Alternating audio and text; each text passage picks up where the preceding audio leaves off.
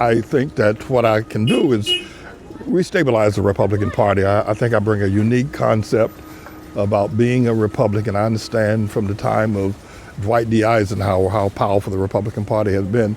I think it's lost its way completely. It's going in the wrong direction. It's taking America in the wrong direction. And there doesn't seem to be very much backbone and strength in, if you will, present political Republican leaders. But I think that I can make a change, and I am who I am, and I plan not to change. Yeah. Well, I think both parties kind of lost their way, or they're not really for the people anymore. Forget about the Democrats. They're about as lost as anything can possibly be, and they have been for quite some time. But did you sign up so we can get? I'm honestly just interested in just hearing like your ideas. Ask me more questions then. Well, what about I'm really passionate about education, especially the Department of Education here in the city.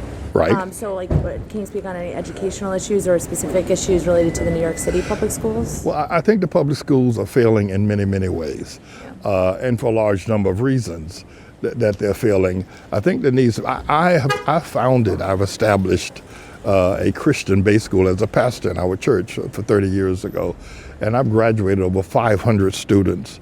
God gave us a curriculum. Now, I was in a conference recently, and they reported in the newspaper that I was going to bring Christian-based education to the New York City school system. I'm not going to do that.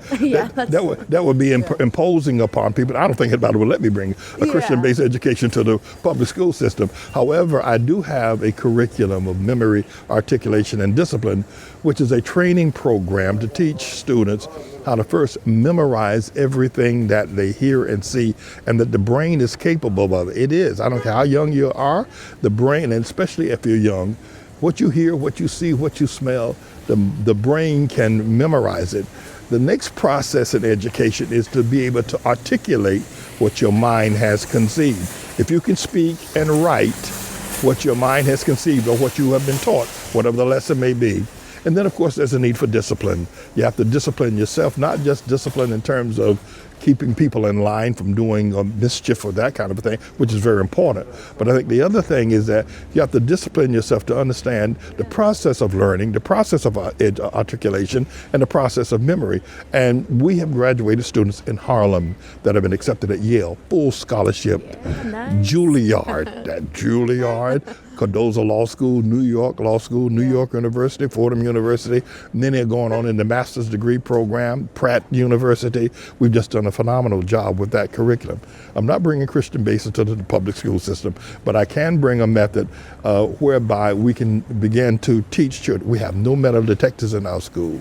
We don't have fights. I love that. And so I have a program and a plan that I think I can revamp the New York City school system in terms of loving our children and letting them know who they are as well. So. As far as like not bringing Christianity into schools, that's good to hear. You know, we want the separation of church and state, but I'm sure there are Christian values that are important that, do belong in schools, but not, they're not labeled as Christian. Yeah, I understand. Of course. Of course. But I will say I've been an educator for about 10 years. I've worked in Harlem at charter school, and I've worked in public schools. Okay. And I really think the issue lies within, there's not enough money invested in early childhood education. I think 3K and pre-K should be universal throughout the city. Parents need it. They need childcare. That's a big issue, childcare. Yeah.